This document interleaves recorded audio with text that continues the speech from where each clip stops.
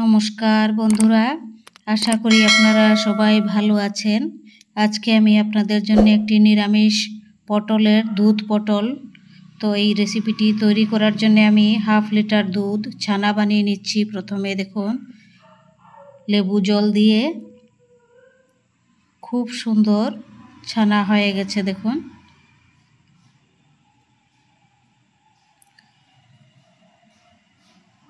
নিরামিষ দুধ পটল কিভাবে রান্না করি চলুন দেখে নেবেন।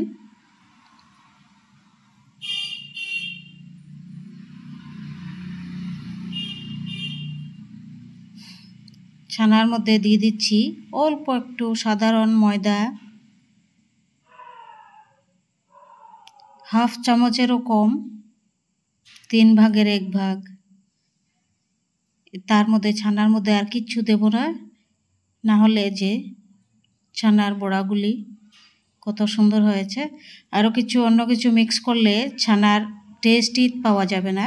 আমি এখন ভেজে নিচ্ছি।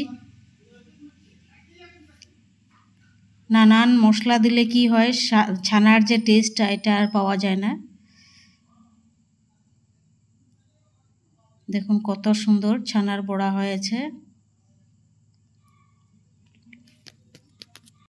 গ্রেভির জন্য আমি নিয়ে নিচ্ছি অল্প আধা কাপ দুধ, তার মধ্যে কাজু বাদাম, আদা আর কাঁচা লঙ্কা। 250 পটল নিয়েছি, তার খোসাগুলি ছাড়িয়ে অল্প চিড়ে নেব, অল্প হালকা, তাহলে ভিতরে অ্যাবজর্ব করবে মশলা, লবণ। এরকম করে কেটে তারপর ভেজে নেব। এবার পটলগুলি হালকা ভেজে নেব।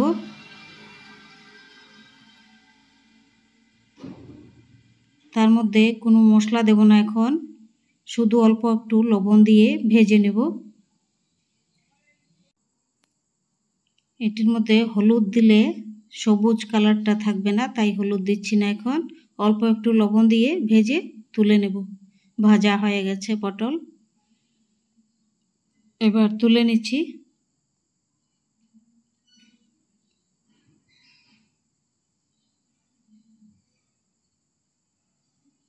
এখন ফোড়নে দিচ্ছি গোটা জিরা, গোটা গরম মশলা, শুকনো লঙ্কা, তেজপাতা।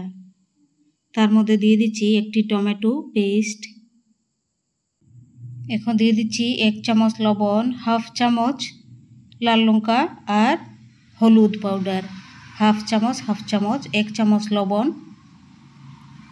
এখন দিয়ে দিচ্ছি এই যে কাজু বাদাম বাটা, তারপর দুধ, আদা, কাঁচা লঙ্কা বাটা একসাথে।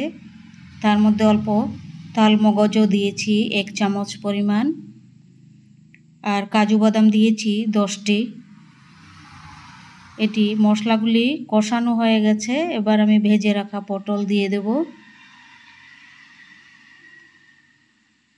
এখন দিয়ে দিচ্ছি তার মধ্যে একটি আলু, ভেজে রাখা আলু দিয়ে 10 মিনিট এটি কষাবো খুব ভালো করে একসাথে ঢাকা দিয়ে।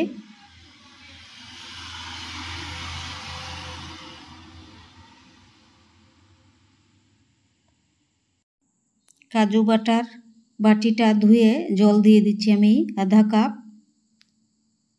সাতলানো হয়ে গেছে ভালো করে মশলা সবজি। এবার আরও 10 মিনিট চিনি দিয়ে দিচ্ছি 1 চামচ, দিয়ে আবার 10 মিনিট রেখে দেব, সেদ্ধ করে নেব। তারপর এখন দিয়ে দিচ্ছি 3 ভাগের 1 ভাগ শাহি গরম মশলা পাউডার। একদমই সম্পূর্ণ নিরামিষ, এইভাবে রান্না করে খেয়ে দেখবেন, খুবই সুস্বাদু তরকারি হয়ে গেছে। দেখুন এবার ছানার বড়াগুলি আমি দিয়ে দিচ্ছি এখন।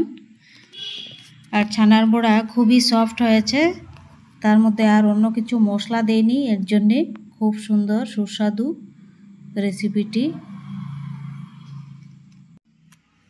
এই রেসিপি যদি ভালো লাগে আপনাদের, তাহলে সাবস্ক্রাইব করবেন, লাইক করবেন, শেয়ারও করবেন, আর কমেন্ট করে জানাবেন আমাকে যে দুধ পটল নিরামিষ রেসিপিটি কেমন হয়েছে। আমাকে আপনারা কমেন্ট করে জানাবেন। আর এই প্রচণ্ড গরমের মধ্যে আমি আর কিছু রান্না করতে পারছি না, আপনারা আমাকে ক্ষমা করে, নিজ গুণে ক্ষমা করে এই রেসিপিটি দেখে নেবেন, কারণ 49 ডিগ্রি টেম্পারেচার।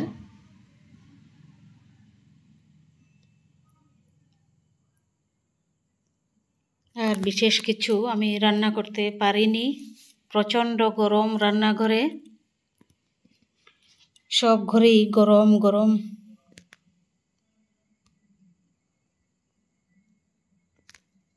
আর এটির মধ্যে জিরা ধনিয়া পাউডার ওগুলো কিছু দেইনি। এত গরমে এরকম জিরা ধনিয়া খাওয়া খুবই খারাপ, পেটের সমস্যা হবে এই গরমে।